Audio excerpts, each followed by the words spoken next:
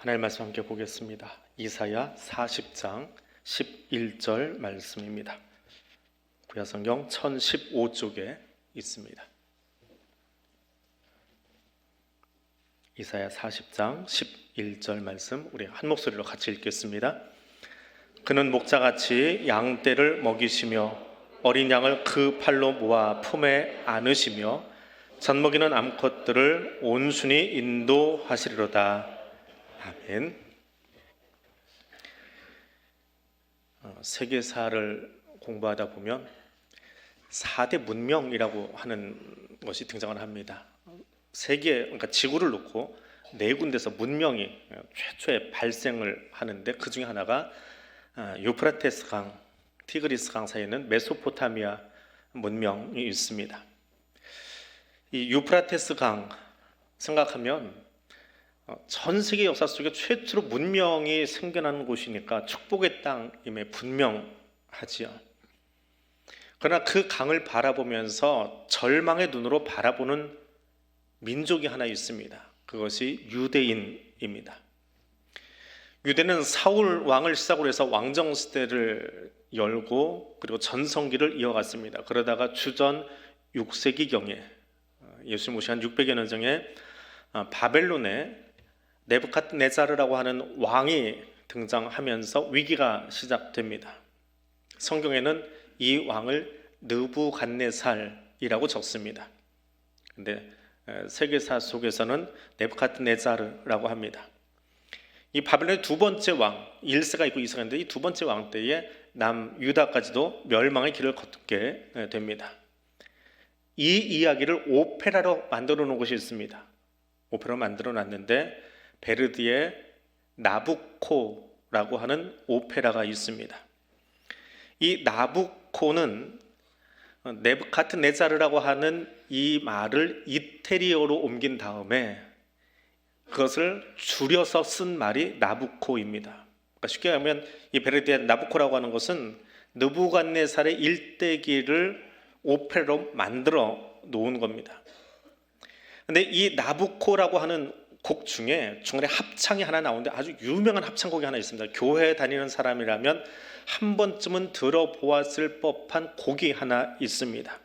그 유명한 합창곡이 뭐냐면 가라 그리움이여 황금빛 날개를 타고 이렇게 제목이 붙어 있는데 우리한테는 쉽게 해서 히브리 노예들의 합창이라는 제목으로 알려져 있습니다. 이 곡을 이렇게 검색을 하면요, 한번 좀 보시면 좋을 것 같아요. 직접 가서 보시기는 힘들고 보통은 검은색 정장을 하고 앞에 서서 근엄하게 클래식으로 이렇게 합창을 하는데 그 곡 말고요, 유튜브에 보시면 미국에서 제가 그 팀명을 잊어버렸는데 미국에서 공연한 그 합창곡이 하나 있습니다. 유튜브를 딱 펴면 제일 앞에 이제 그 그림이 하나 나오는데 벽돌이 있는데 사람들이 쭉 앉아 있는 장면이 하나 있어요. 검은색 옷이 아니고. 그거는 그 합창단원들이 거기에 앉거나 눕거나 멍한 표정으로 하늘을 응시하면서 이 곡을 부릅니다. 그러니까 유프라테스 강을 바라보면서 우리 언제 돌아갈까 하는 그 절망 섞인 표정으로 부르고 있는 거예요. 그래서 곡이 끝난 다음에도 회중에서 인사를 하는 게 아니라 그냥 그 멍한 상태로 가만히 있습니다. 그래서 오페라 곡인데 중간에 갑자기 앵콜이 쏟아져요. 근데 지휘자가 그 앵콜을 받아줍니다. 그래서 그 상태로 다시 곡을 한 번 더 불러요. 굉장히 유명한 공연인데요. 기회가 되시면 한번 직접 가서 보면 더 좋고요. 아니면 유튜브로 보셔도 참 좋은, 다른 어떤 것보다 한 번쯤은 정말 가슴을 울리는 표정 연기와 음악과 곡이 어우러져 있는 그런 내용입니다. 디아스포라 유대인들, 바벨론에 끌려갔다가 다시 고향으로 돌아가고 싶은 그 마음을 가지고 있는 그들의 마음, 곡으로 돌아가고 싶지요. 회복하고 싶지요. 그 회복을 기다리는 백성들에게 주시는 메시지가 오늘 본문입니다. 그래서 이사야서 40장 이후의 말씀입니다. 이사야서는 크게 세 부분으로 나눕니다. 전체 66장인데 1장에서 34장까지, 그것은 우시아로부터 시작해서 히스기야 시대까지의 심판과 예언, 경고의 말씀이 담겨 있습니다. 그리고 40장 이후의 이야기와 연결하기 위해서 35장부터 39장까지의 중간 가교 역할을 하는 또 하나의 이야기가 담겨 있고요. 그리고 40장 이후의 이야기, 오늘 본문부터 시작하는 40장 이후의 이야기는 구약 속의 신약이다라고 하는 별칭이 붙어 있어요. 구약의 메시지지만 마치 신약과 같은 그런 내용을 담고 있더라. 그래서 바벨론 포로에서의 귀환을 이야기하고 회복을 이야기하는 예언이 담겨 있는 것이 40장 이후의 메시지입니다. 재미있는 것은 이 40장 이후의 메시지는 사실 이스라엘 사람들이 바벨론에 끌려가기 전에 이미 예언된 거예요. 마치 지금 우리가 요한계시록을 읽고 있는 것처럼 아직 바벨론에 끌려가지 않았어요. 더군다나 이 메시지는요, 이스라엘의 힘이 강성할 때 이야기입니다. 외국의 침략은 고사하고 아직 우리 스스로 자주 독립해 있는 나라인데 끌려가겠대요. 그래서 고통스럽게 있다가 너희 돌아올 텐데 그때 하나님이 이렇게 돌려놓으실 거야 라고 이야기하는 거예요. 그러니까 마치 지금 우리가 요한계시록 읽으면서 이거 뭐 나중 이야기지 하는 그 정도 느낌 갖는 분들 계시지요. 구약의 백성들이 40장 이후에 이사야서를 읽으면서 그 느낌인 거예요. 뭐 우리가 포로로 끌려가, 지금 우리나라가 얼마나 힘이 있는데 얼마나 좋은데 자꾸 선지자들마다 설교하는 사람마다 똑바로 살아 그러는데 잘 살고 있잖아 라고 맞받아칠 만한 분위기라는 거예요. 그때 주시는 메시지이기 때문에 믿음의 눈과 귀로 듣지 않으면 절대로 들리지 않는, 제일 처음 독자들에게는 정말 믿음으로 듣지 않으면 들리지가 않는 메시지가 40장 이후입니다. 지금 저와 여러분이 듣는 그 느낌하고는 다른 거예요. 우리는 이미 그 역사를 다 경험한 뒤의 사람들이기 때문에 맞아, 그때 이스라엘이 순종하지 않아서 그랬지. 근데 그때는 그게 아니더라는 거죠. 근데 그 40장의 말씀이 시작하면서 제일 첫 번째 나오는 일성이 얼마나 장엄한지 모릅니다. 1절입니다. 40장 1절입니다. 너희의 하나님이 이르시되 너희는 위로하라, 내 백성을 위로하라. 이 위로하라라고 하는 단어가 아주 강조되어서 등장하고 있습니다. 자기 백성을 위로하기 위해서 선포된 메시지가 40장 이후예요. 근데 그 많은 긴 66장까지 이어지는 메시지 중에 오늘은 한 구절만 보려고 합니다. 한 구절. 그 위로하기 위해 오신 분이 누구냐? 우리의 목자와 같은, 목자이신 메시아 하나님이시다. 그 목자는 어떤 분이시냐? 양떼를 먹여주시는 분이시다. 양떼를 먹여주시는 분. 성경은 메시아를, 예수를 자기 백성의 목자로 자주 묘사합니다. 그 중에 가장 유명한 것이 시편 23편이지요. 여호와는 나의 목자시니, 여호와가 나의 목자이시기 때문에 나는 부족함이 없고 그가 나를 푸른 풀밭에 누이시며 쉴 만한 물가로 인도하신다라고 노래하고 있습니다. 잘 알려진 예화인데요. 들어보신 분도 혹 계실 겁니다. 어떤 목사님이 후배 전도사님에게서 설교 부탁을 받았습니다. 그래서 내가 가서 말씀 전할게 하고 준비를 하고 계셨는데 약속한 날이 다 되어서 보통 한 2, 3일 전쯤 이제 본문과 제목을 미리 교회 보냈습니다. 주보를 만들어야 되니까. 후배가 전화가 왔어요. 선배님, 성경 본문하고 제목 주십시오. 본문은 시편 23편 1절에서 6절 말씀이야. 예, 시편 23편 1절에서 6절이요. 제목은요, 여호와는 나의 목자시니. 예, 여호와는 나의 목자시니. 그 다음에는 뭐라고 더 적을까요? 목사님이 이야기합니다. 그러면 됐지 뭐 더 필요 없어. 예, 그렇게 이야기를 했습니다. 그래서 전화를 다 끊었습니다. 열심히 말씀을 준비하셨습니다. 그리고 주일이 되어서 설교하려고 그 교회를 찾아갔습니다. 주보를 딱 받았는데 주보에 이렇게 기록되어 있습니다.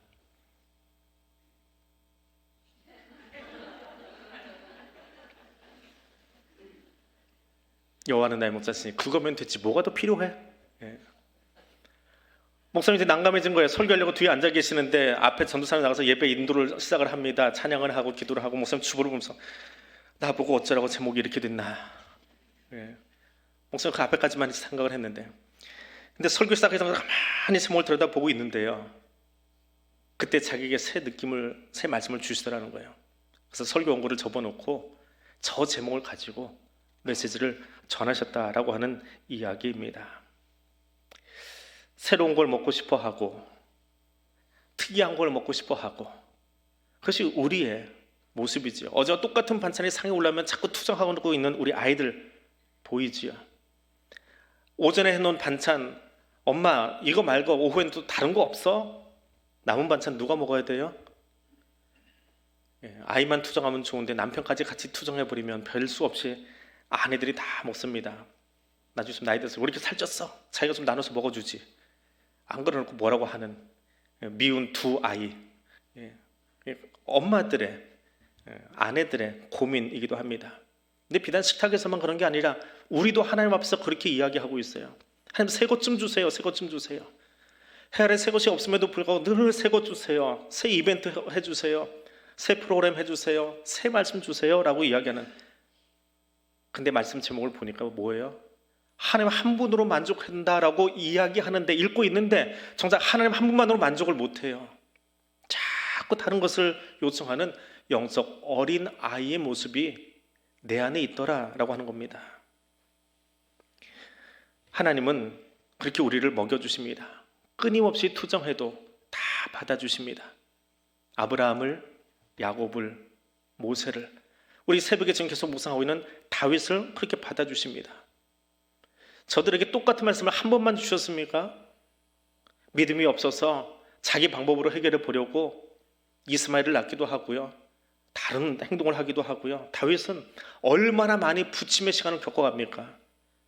하나님 한 분만으로 만족한 삶을 살기 위해서 얼마나 긴 시간이 필요했습니까? 그런데 하나님 절대로 포기하지 않으세요. 끝까지 같은 말을 반복하고 아까도 얘기했는데 못 알아들어. 우리가 화가 나면 아이한테 그렇게 갑자기 큰 소리가 나가는데 하나님은 끊임없이 다시 이야기해 주세요. 알아듣고 그것이 정말 내 삶이 될 때까지. 그렇습니다. 하나님만으로 나는 만족합니다라는 고백이 나오고 그 삶이 될 때까지 우리를 이끌어 가십니다. 참고 기다리시고 세워가 주십니다. 그리고 결국에는 예레미야 선지자가 말을 옮긴 것처럼 물된 동산, 물이 끊어지지 아니하는 샘, 그것이 하나님 당신이 되어주시려고, 하나님이 우리에게 그런 샘 같은 존재, 그런 물된 동산 같은 곳 되게 하시려고 지금도 일하고 계십니다. 그 하나님 안에, 말씀 안에 뿌리 내리는 저와 여러분 될 수 있기를 원합니다. 두 번째로 목자는 어린 양을 품에 안아 주십니다. 양떼를 먹이시는 하나님을 묵상하고 나니까 이번에는 어린 양을 품에 안으시는 목자 같은 하나님을 이야기하고 있습니다. 그런데 그냥 양이 아니고 어떤 양이요? 어린 양이요.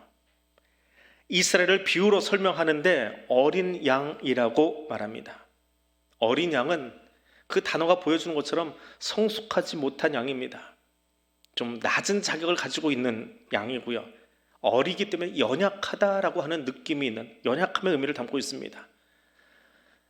어린 양이기 때문에 손이 더 많이 가지요. 손이 더 많이 필요합니다. 우리 아이 키워본 우리 부모님들 다 아는 느낌이라는 게 하나 있지요. 앞에서 손님이 와서 혹은 남편과 이야기하고 있는데, 아내와 이야기하고 있는데 갑자기 뒤가 조용해요. 그럼 뭐예요? 애가 사고치고 있어요. 조용하면 뭔가 사고치는 거예요. 막 떠들썩하면 괜찮은데 뭔가 어른들 말로 구진짓이라고 표현하죠. 이렇게 뒤에서 뭔가 꼬닥꼬닥 하다가 사고를 쳐요. 아이가 뒤에서 조용하더라고요. 돌아봤더니 뒤에다 놔뒀던 한 바구니 사탕을 다 까먹어버렸어요. 순식간에. 그것도 정말 아기 때 이야기고요. 옆집에 있던 사모님은 제가 제주에 있을 때인데요, 어제 우리 집에 이런 일이 있었어 그러면서 남편하고 얘기했는데 애들이 너무 조용하더래요. 남자애만 셋인데. 남자애 셋 키워보신 어머님도 아실 거예요. 얼마나 극성스럽고 이게 정신이 없는지. 근데 애들이 너무 조용하니까 이거 사고 났구나. 그때는 몸을 빨리 움직이면 안 된대요. 애들이 놀라서 사고가 더 커진대요.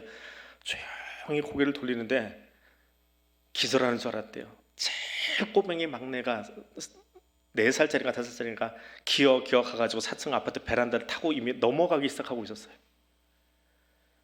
조용히 기어 가가지고 애를 쳐서 바닥으로 떨어뜨려 버렸대요. 아이는 조용하면 사고 치고 있어요. 그렇게 손이 많이 가요. 그게 어린 양이에요. 하나님은 우리를 어린 양처럼 안아주신대요. 세심하게 안아주시고 우리를 보듬어 주신다라고 합니다.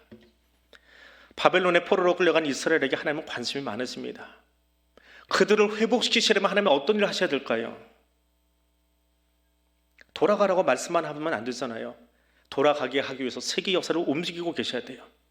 그들이 돌아갈 길을 안전하게 확보해 놓고 그 길도 미리 바벨론을 통해서 닦아 놓게 만드셨습니다.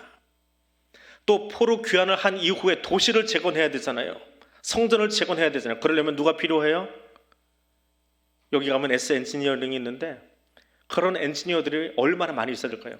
도시를 계획하고, 내 개인 집 건축하는 것도 힘든데 도시 계획을 하고 국가의 기관사는 계획을 다 해놓고 거기에 성전 짓고 성벽 짓고 도로 만들고 무너진 집 다시 다 개관하고요.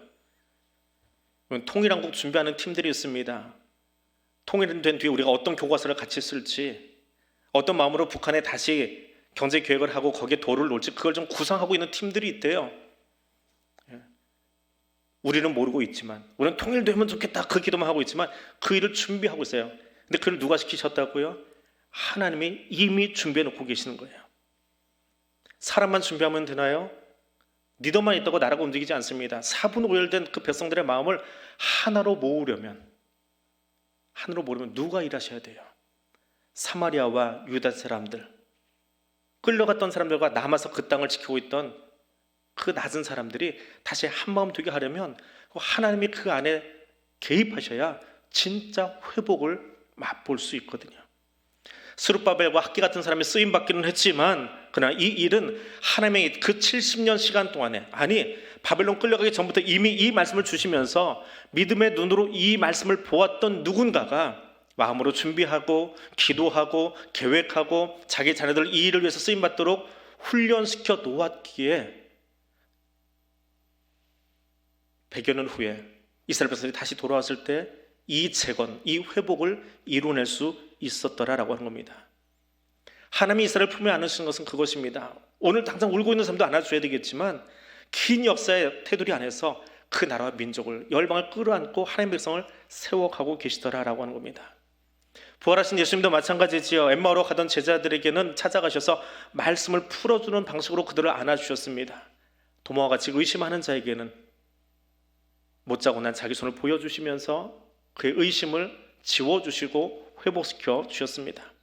율법으로 가득 차 있던 사울에게는 성경은 한 토막 구절로 끝났지만 실제로는 몇 년 동안 칩고하면서 내가 알고 있던 율법 위에 예수 안에서 어떻게 다시 보아야 되는가를 묵상할 수 있는 시간을 그에게 허락해 주시고 그 말씀을 들을 수 있는 기회들을 허락해 주셨습니다. 하나님은 어린 양과 같은 우리들이 예수 안에서 온전하게 성장할 수 있도록 그 팔을 열어 어머니와 같이 지금도 안아주고 계십니다. 바벨론으로 끌려가도록 회초리도 드시지만 더불어 그들이 성화의 삶을 살 수 있도록, 우리들이 이 험난한 세상 속에 살고 있지만 거기 멈추지 아니하고 이겨낼 수 있도록 시험도 치르게 하시고, 너는 포기하라고 하는 것이 아니라, 방치가 아니라 다시 품에 안으시고 그 품에서 성숙한 모습으로 설 수 있도록 계속하여 기다려주시고 또 그 성화의 길을 걸어갈 수 있도록 도와주시는 분이 하나님이십니다. 이사야는 그 모습을 목자같이, 마치 목자가 어린아이를 안는 것 같이 하늘을 안아주신다라고 예언하고 있습니다. 하나님은 지금도 저와 여러분을 그렇게 안고 계십니다. 그 품 안에서 때로는 힘들고 때로는 지치고 말 한마디가 나오지 않아서 눈물만 흘리고 있을 때에도 하나님 품 안에서 충분한 위로를 경험할 수 있도록 그 두르신 팔을 결코 풀지 않으십니다. 그 하나님의 품을, 그 하나님의 안아주시는 경험을 말씀하셔서 날마다 경험할 수 있는 복된 저와 여러분 될 수 있기를 원합니다. 세 번째로 목자는 양떼를 인도하고 계십니다. 양떼를 인도하시는 하나님. 말씀 속에서는 그것을 이끄신다라고도 표현하고 인도한다라고도 표현합니다. 목자의 인도하심은 시편 기자도 똑같이 고백하고 있습니다. 그가 나를 푸른 초장에 누이시며 쉴 만한 물가로 인도하신도다. 근데 여기 인도한다라고 하는 이 단어는요, 출애굽기에서도 동일하게 쓰이고 있습니다. 그들이 홍해를 건넌 뒤에 부른 감사 찬양 속에 이 단어가 등장을 해요. 출애굽기 15장 13절의 말씀입니다. 주의 인자하심으로 주께서 구속하신 백성을 인도하시되 주의 힘으로 그들을 주의 거룩한 처소에 들어가게 하시나이다. 인도하신다라고 하는 단어가요, 이 첫 줄에 있는 이쪽에 있는 인도하시다 이게 아니에요. 한글은 똑같이 인도하신다라는 단어인데 히브리어 단어는 저 단어가 아닙니다. 오늘 이사야서에 쓰여 있고 시편에 쓰여 있고 푸른천으로 인도하신다 거기에 쓰여 있고 출애굽기에 쓰여 있는 인도하신다라고 하는 저 아래쪽에 있는 단어예요. 들어가게 하시나이다. 출애굽기에서는 그렇게 번역이 되어 있습니다. 들어가게 하시는, 거룩한 처소에 들어가게 하시는. 그래서 단지 끌고 가시는 하나님이 아니라는 거예요. 하나님의 인도하심에 진짜 목적이 나와 있어요. 그래서 가장 잘 풀어놓은 구절이 출애굽기 15장 13절이에요. 그 단어를 의미를 쭉 풀어서 설명해 놓은 구절입니다. 하나님께서 모세를 애굽의 궁정에서 자라게 하십니다. 나일강 문화를 다 배우게 하시죠. 습득하게 하시지요. 그 다음에는 광야로 보내셔서 그곳에서 양을 치며 거기 머물게 하십니다. 왜 하나님이 이 두 곳의 경험을 모세에게 허락하셨을까요? 하나님은 잘 훈련된 그 모세가 왕자의 교육을 받고 나일강 문화에 애굽의 최첨단 문화로 교육된 그 모세가 이스라엘 백성으로 하여금 그 애굽 땅에서 잘 정착하고 자기 민족을 잘 보존하도록 하기 위해서 거기 고위 관리로, 아니 왕족으로 들어가게 하신 것이 아니더라라고 하는 거예요.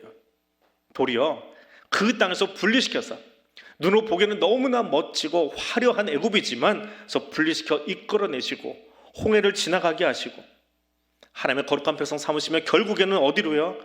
거룩한 처소로 끌어가기 위해서 인도하시는 분. 그래서 인도하시다라는 말의 진짜 의미입니다. 그래서 성경이 말하는 여호와는 나의 목자시니 할 때에 그 목자는 단지 피리 불면서 초원을 떠도는 피리 부는 사나이 혹은 나그네를 이야기하는 것이 아니더라라고 하는 거예요. 목자에게는 분명한 목표가 있습니다. 양으로 하여금 잘 먹게 하고 혹 상처가 나고 아프면 그것을 싸매어주고 업어주고 그리고 그것이 끝이 아니라 마지막으로 할 일이 있지요. 하루 일과가 다 끝나면 양을 우리로 넣어주는 일까지 해야 목자의 일과가 끝나는 겁니다. 하루 종일 걷고 하루 종일 맛있는 거 먹고 마시고 그리고 결국에는 마련된 좋은 우리로 들어갈 수 있도록 출애굽기는 그렇게 표현합니다. 거룩한 처소에 들어가도록 이끄시는 그 하나님. 애굽의 화려함에 머물거나 세상의 안위에 머물러 사는 것이 아니라 하나님이 우리에게 바라시는 것은 그것이 아니라 우리가 가야 할 마지막 목적지에 도착할 수 있도록 지금도 우리를 이끌고 계시는 그 거룩한 처소에 들어갈 수 있도록 이끌고 계시는 하나님이 저와 여러분의 하나님이십니다. 그래서 사도 요한은 요한복음 14장에서 이렇게 예수님의 사역을 이야기하고 있습니다. 예수님은 우리를 위하여 처소를 예비하고 계십니다. 그리고 우리를 위하여 거처가 예비되면 다시 와서 우리를 영접하여 주님 계신 그곳에 우리도 있게 하실 계획을 진행 중이십니다. 그것이 우리를 인도하시는 하나님의 진짜 손길입니다. 우리 앞길 예비하시지요. 좋은 학교도 예비해 주실 거고 좋은 배우자도 예비해 주실 거고 좋은 가정도 예비하실 거고 좋은 기업도 만나게 하실 거고 좋은 나라도 만들어 가실 거예요. 그러나 그것이 우리 인생의 최종 목적지가 아니라 하나님이 우리에게 원하시는 것은 믿음의 눈을 가지고 이 말씀을 바라보다가 주님 다시 오시는 그날 이 믿음의 고를 나눴던 사람들이 예배하신 그 처소에 갈 수 있도록 거룩한 처소에 이를 수 있도록 지금도 저와 여러분의 삶을 이끌고 계심을 믿으시기를 바랍니다. 말씀을 맺습니다. 오늘 부활 후 네 번째 주일입니다. 기쁨의 50일 파스카 절기 중에 선한 목자 주일이라고 불리는 날입니다. 선한 목자 되신 예수께서 우리를 먹이고 안아주시고 인도해 주심을 기억하면서 하나님이 주시는 그 평안을 누리는 여러분 될 수 있기를 축복합니다. 더불어 예수님이 천군 천사장의 나팔 소리로 재림주가 되어 다시 오실 때 이 말씀을 믿음으로 바라보고 있었기에 이 말씀을 믿음으로 내 가슴에 새겼기에 그날 주님 예배하신 그 처소에 함께 나가 찬송의 대열에 끼일 수 있는 예수 그리스도의 복음에 붙들린 자 될 수 있기를 원합니다. 오늘 말씀 기억하면서 우리 같이 기도하겠습니다. 하나님, 오늘도 우리에게 일용할 양식으로 먹여주심을 인하여 감사드립니다. 지금도 주의 그 크신 품 안에 우리를 안아주시는 하나님의 사랑에 감사드립니다. 여호와 이레 하나님, 우리에게 많은 것을 예배해 주셨지만 무엇보다 구원의 길로 우리를 인도하여 주심에 감사드립니다. 이 감사의 고백이 끊이지 아니하는 나의 삶이 될 수 있기를 원합니다. 통성으로 이 기도 제목 가지고 한 2분 정도 통성으로 기도하겠습니다. 사랑의 하나님, 감사합니다. 우리를 위하여 날마다 일용할 양식으로 먹여주시고 또 입혀주시며 함께 해주심을 인하여 감사드립니다. 여호와는 나의 목자시니 내게 부족함이 없습니다. 여호와 한 분만으로, 하나님 한 분만으로 만족하며 살아야 하는데 하나님, 내가 그렇지 못했던 입술, 그렇지 못했던 나의 눈과 마음이 있었던 것들을 주 앞에 회개합니다. 그리고 이제는 온전히 주님 주신 그 말씀 하나만으로 감사하며 감격하며 하나님 찬양으로 올려드릴 수 있는 진정한 삶의 예배자가 될 수 있도록 하나님 허락하여 주옵소서. 오늘도 주의 그 크신 팔로 우리를 안아주시니 감사합니다. 때로는 지치고 때로는 피곤하고 때로는 눈물을 흘리는 그 자리에 주님 찾아오셔서 우리를 따뜻하게 그 품에 안아주시고 그 눈물 닦아주시고 상처난 마음을 어루만지셔서 치유와 회복을 경험할 수 있도록 함께 주는 그 하나님 감사합니다. 주님이 우리의 마음을 만지시듯 나의 손도 나의 입술도 그렇게 누군가를 만지며 세워주며 격려하는 입술과 손 될 수 있기를 원합니다. 넘어뜨리고 아프게 하는 상처내는 부스럼내는 사람이 아니라 일으켜 세워줄 수 있는 입술 될 수 있도록 성령님 함께 하여 주옵소서. 무엇보다 우리를 구원의 길로 인도하시기 원하여 지금도 일하시는 하나님, 우리의 처소를 예배하고 계시는 하나님, 그 하나님을 믿음의 눈으로 바라보게 하여 주시고 여호와 이레 하나님께서 우리를 그렇게 이끄심을 기억하며 나아가는 하나님의 백성 되게 하여 주시옵소서.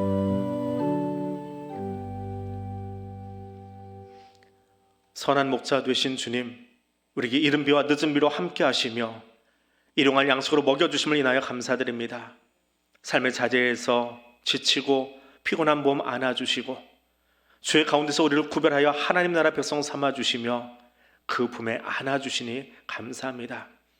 구원을 위한 하나님의 놀라운 계획 안에 내가 있음을, 거짓이 가득한 땅 가운데서 주의 진리의 말씀으로 나를 인도하여 주심을 감사드립니다. 선한 목자 되신 주님의 음성을 분별하며 말씀 따라 살아가는 나의 삶이 되도록 성령 하나님 인도하여 주옵소서. 예수님 이름으로 기도드립니다. 아멘.